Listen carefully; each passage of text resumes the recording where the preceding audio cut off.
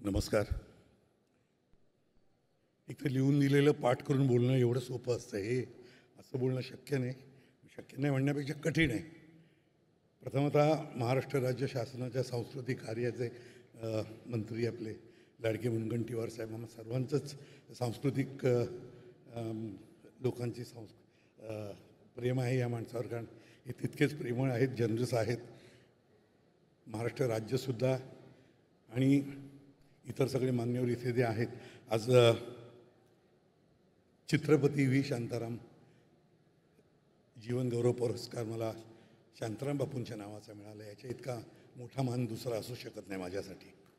खरंच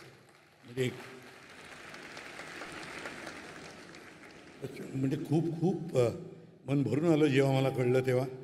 पण अगदी खरं सांगू का, इथे तर हे सगळे बसलेले माझे सगळे सोयरेच आहेत माझ्या या क्षेत्रातले.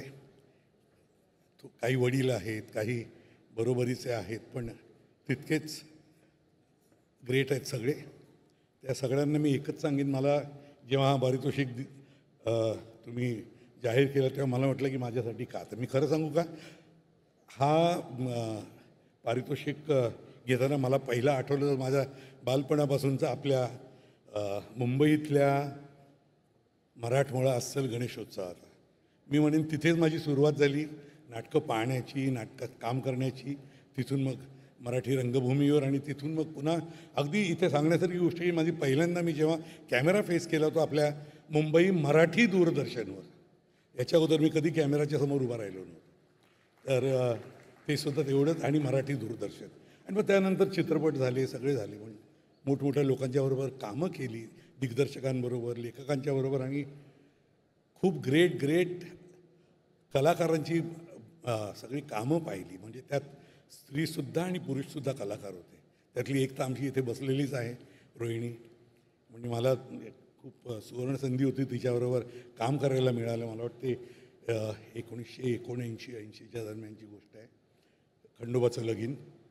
तर अशी सगळी मोठी मंडळी.